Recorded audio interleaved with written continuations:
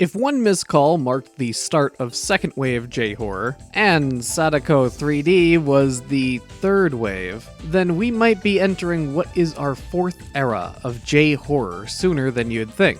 Not counting Sadako vs. Kayako, it has been 5 years between entries in the Japanese Ring series, and 11 years between American Grudge entries. Very recently, and very little fanfare, we've received a new entry in both.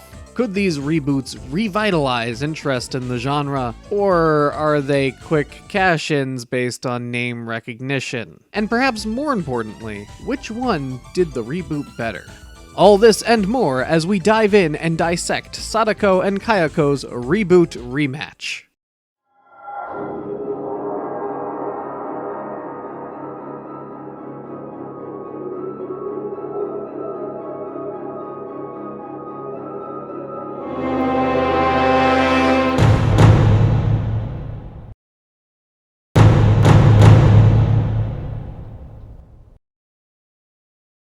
I'll be honest, I did not know that this film existed until just a little while ago. Apparently it flew under everyone's radar and came out just last year, so I'm honestly surprised no one brought it up directly to me. That has to be a sign of quality, right? Well, here's what is a sign of quality. Hideo Nakata, director of Ring. That's gotta be worth something, right? Oh, and I forgot to mention he's also the director of The Ring 2. Maybe I want to hold off on my celebration here. Well, we do have the writers of Sadako 3D 2. Oh.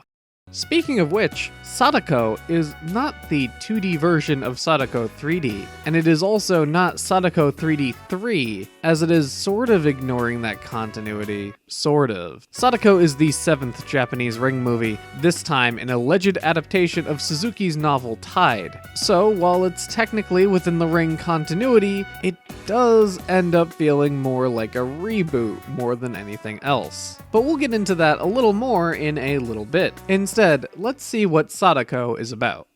The film centers on Mayu, a rookie doctor at a hospital that's recently admitted their child patient, Sadako. Something immediately seems off about little Sadako, and it's after Mayu's brother disappears that she becomes entangled in this mystery.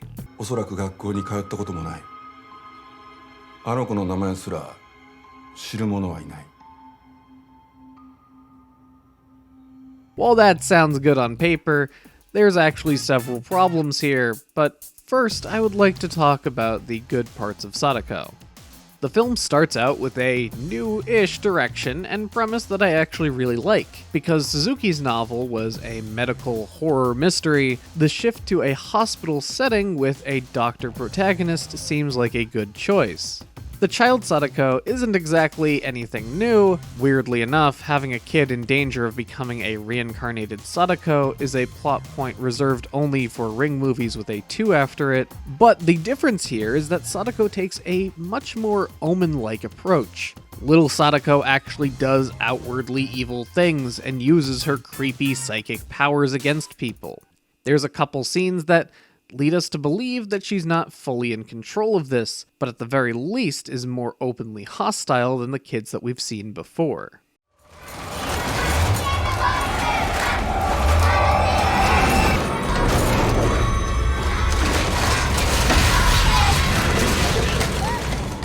And in case you were worried about your ghost waifu being trapped in the body of a kid, don't be. Sadako also exists as a separate, ghostly, and adult entity. And similar with what Nakata did to the original, she's used very sparingly. She's also very protective of little Sadako.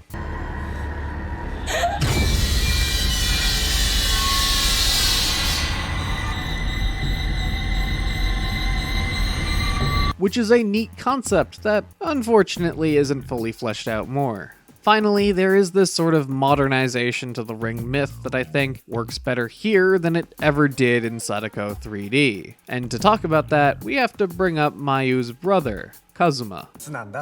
プロが誘ってくれたんだよ。プロ？ウェブマーケティングやってる人でさ。まあ姉ちゃんには分かんないかもしんないけど、専門家がついててくれてるようなもんなんだよ。登録者も増えてるし、すげえ手応えなんだって。だからさ、姉ちゃんも応援してくれよ。頼むよ。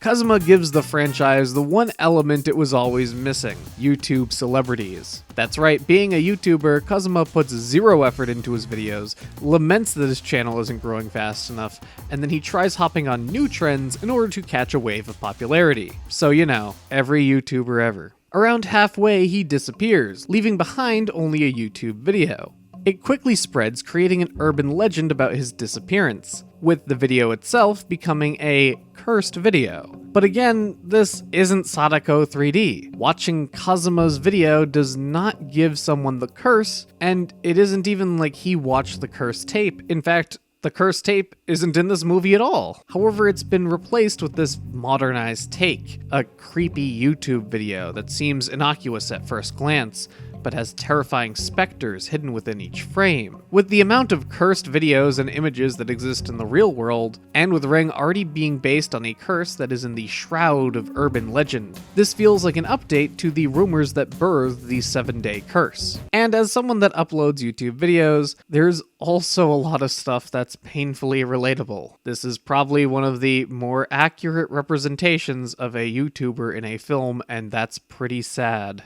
So with all that being said, Sadako sounds pretty good, right? Well, unfortunately, everything I've mentioned is completely confined to the first half of the film. In the original Ring, Asakawa had a clear goal and mystery to uncover, break the curse, learn why it's happening. Mayu's motivation is similar: find her brother, uncover the mysteries of Sadako. The difference is that Asakawa had this motivation by the 30-minute mark. Mayu has a clear goal halfway through the movie. Don't get me wrong, the film moves at a brisk enough pace, and it doesn't overstay its 80-minute runtime, but having Kazuma disappear at the halfway point, when it is essentially the main plot of the movie, means that everything in the second half is just rushed through. And because the film speeds through this, it completely forgets about every single plot point that it had set up in the first half. Little Sadako doesn't even show up again until the end of the film, and doesn't even really contribute anything other than being a plot device, or really more like a subplot device. All the updated elements are completely stripped away as the film returns to Sadako's birthplace on Oshima Island. At that point, Sadako basically becomes the Ring with a cave instead of a well at the end.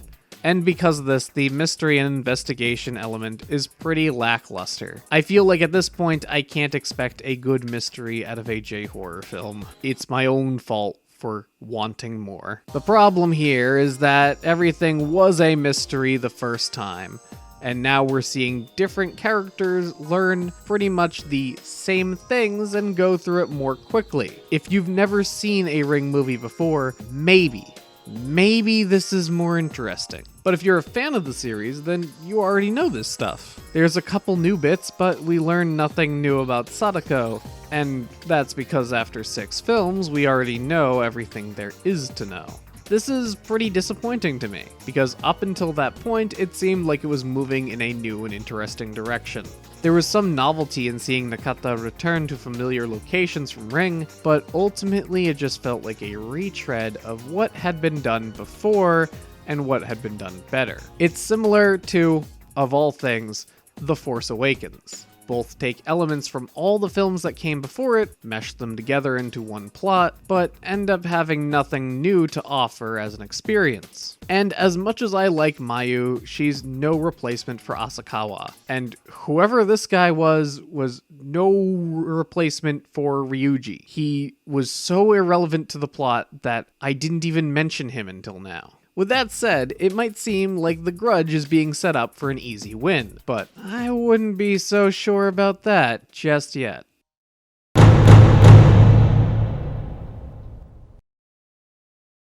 For those of you that follow me on Twitter, you might have seen me tweet a lot about this movie leading up to its release. I was actually really excited for it for very strange reasons. I was all set and ready to go see it in theaters there and then. I didn't have high expectations, but I was eager as hell. And then I got sick. Really sick. So sick that I couldn't go to the movies. But now I'm healthy, and I can't go in a theater at all. So I guess that's a trade-off. Point being is that this is long overdue in more ways than one. The last American Grudge movie released in theaters was actually The Grudge 2. The last installment was a direct-to-DVD movie. So the 2020 Grudge is the series' long-awaited return to theaters. And what a year for it. So is The Grudge a remake, reboot, or remaster? It's actually none of those. Despite it being marketed and advertised as a complete reboot, it's more of a side quill. It has loose connections to at least the first American Grudge movie, but the film basically does its own thing and exists in the same universe. What might that thing be? Well, let's look at the plot. 2020's Grudge is about Detective Mandy investigating a series of deaths surrounding the house at 44 Rayburn Drive. She's a widowed mom since her husband died of cancer. There's about 2.5 other stories interwoven in between her investigation. One thread is about a husband and wife realtor team trying to sell this house. The wife is pregnant, but the child will most likely be born with a rare genetic defect. The other involves an elderly husband trying to set up an assisted suicide for his wife with dementia. And the Joker shows up for about a minute in the storyline with the least attention. Wanna know how I got these scars? Well, I'm the Joker, baby! It's not a very fun movie, but it shouldn't have to be. What The Grudge is going for is elevated horror. This is a relatively new genre that relies less on jump scares and more on unsettling themes and imagery, often with a heavy nihilistic atmosphere. It's a term that The Grudge's director, Nicolas Pisse, derides because it implies that the horror genre itself isn't something worth watching on its own. From interviews, I think it's clear that he actually had a lot of respect for Ju-on and J-horror as a genre. And whether or not he agrees with the label, the 2020 Grudge does fit in with others of this new genre. From the gorgeous cinematography to the dark themes of morality woven into the narrative, it's clear that he cared about the film he was making.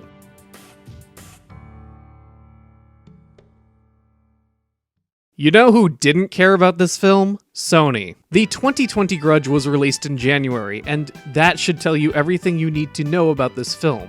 It's a fucking mess.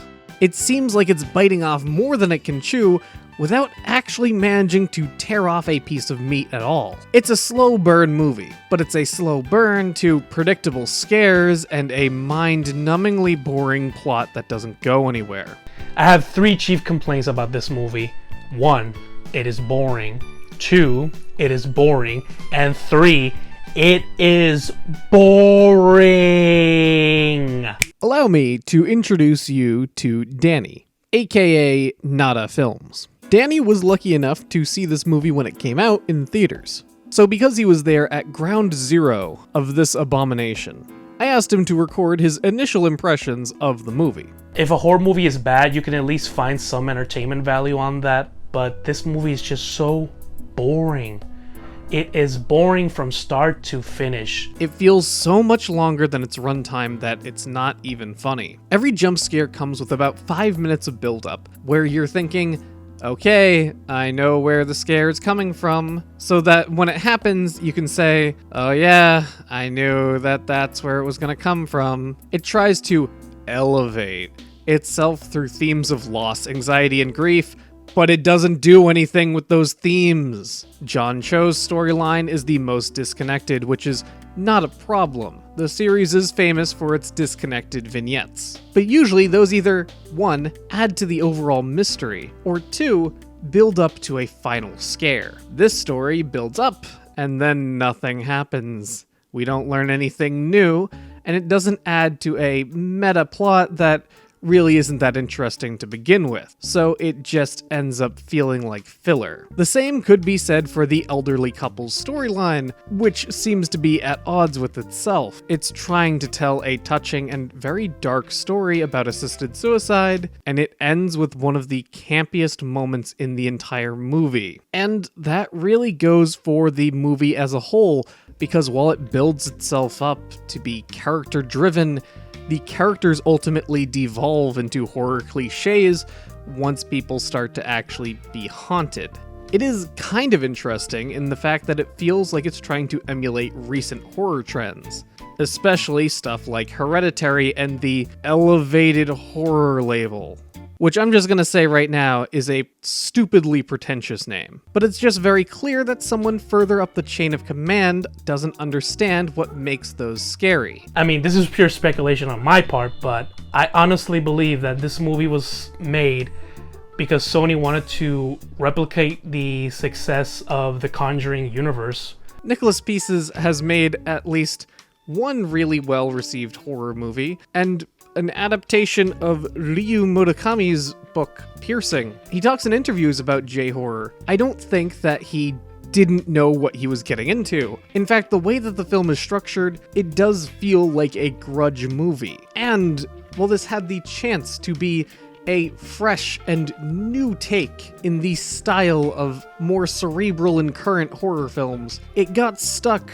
with the editor of Ouija. It got stuck with the editor of The Nun. And while the movie looks great, it has wonderful cinematography, and it has ideas in the script that don't seem horrible. I feel like the thing that killed this might have been that it was edited together just like any other horror movie. When you compare The Grudge 2020 with the Conjuring movies, at least the later ones like La Llorona, The Nun, they just have the same film style. They have the same vibes.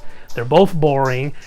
They rely on jump scares, but somehow Sony has managed to make an even more mediocre, boring horror film than The Nun or the Llorona movie.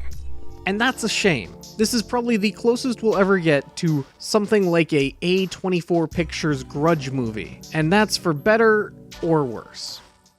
So here's where I'll make a little bit of a weird concession. I understand why Kayako and Toshio aren't the focus of this movie. They get a little cameo at the beginning, but that's really it. With the subject matter that the film tries to deal with, it would have been ridiculous to see those characters there.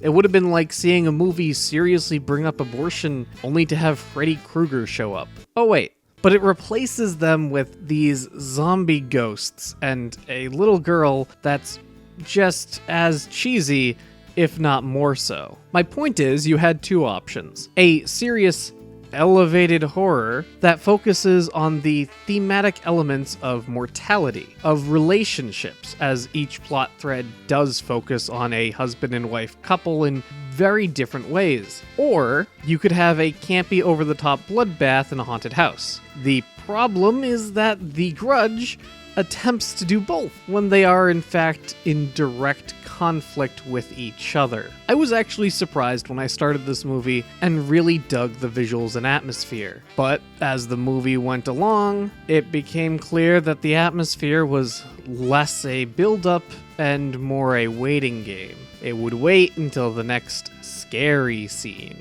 And then when that scene would happen, it would just become schlock, which I like schlock, but the movie is too boring to be watched in the same way that a schlocky slasher can be. I came with the expectation of the movie being at least semi-passable or at least laughably bad. But it's none of those things. Everything I said in the first part of this review is correct. Those are all positive aspects of the film, but they clash so hard against the negative and cliche aspects that it lessens their impact. And because of that, I think that people go a little bit too hard on this movie. Sure, it isn't great, but it's the second best American Grudge movie, and I'm not even kidding. I'm not sure that the people who are giving this zeros or Fs, if they've seen The Grudge 2 and 3. This reboot is leagues better than both of those, one of which was made by Takashi Shimizu. It's not on the level of bad that something like Rings was. That was made entirely for brand recognition. It barely felt like a Ring movie. It felt like it just had Sadako stapled into it. And you could make that same claim about the Grudge reboot. But I think that this was intended to be a Grudge movie from the start. The way that the film is structured, with the multiple storylines intersecting each other, and the aspect of mystery and investigation that's built around how the story is told, is what makes the first few Ju-on movies unique. And that's what this film tries to do. It unfortunately builds the mystery around a story that we kind of could already guess from the beginning, and it doesn't really hold that up with any memorable scenes or scares. So in a way, it's more frustrating, because there might be a good movie buried under cliches and re-edits. But in this video, there's only one other movie that matters, so let's find out if The Grudge is better than Sadako.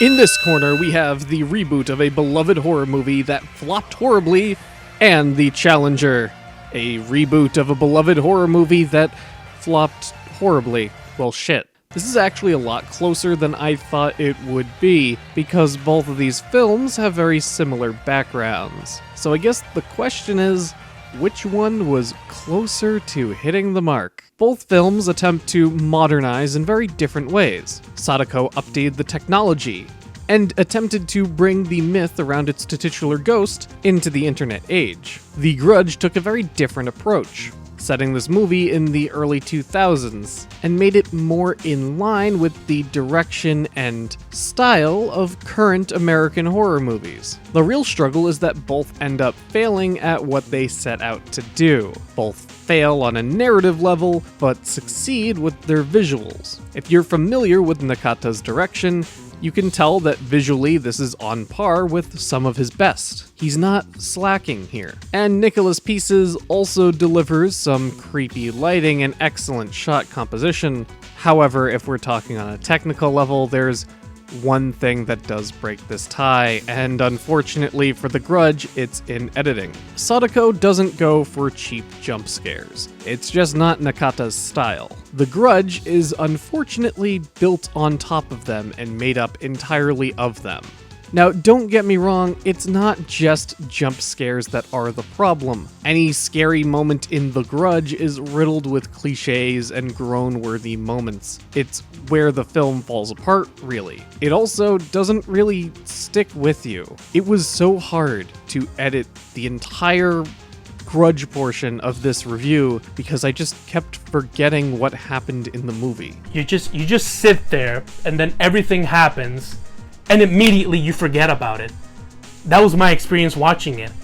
I've seen the movie twice, and I cannot, for the life of me, remember anything about this movie.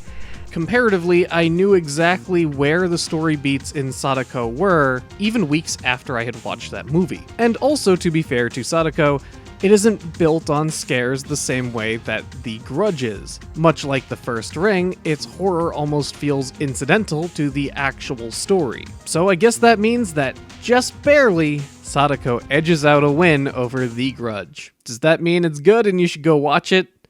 Why not? If you've seen every other Ring movie, it can't hurt, and if you haven't, then I urge you to watch those first. Specifically, Ring and Ring Zero Birthday.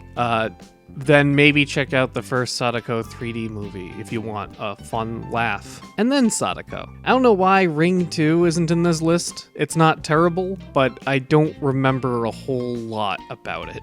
So even though it lost, is there any reason to see The Grudge? No, not really. But you can check out Nicholas Pieces' other films. They've been far better received and are probably much more worth your time. And time is important. After all, we only have a limited amount of it on Earth. And believe me, in the next world, you won't be watching any movies. Because you might be unlucky enough to end up in a little place that Japan calls Jigoku, and we'll be exploring it in depth in our next video.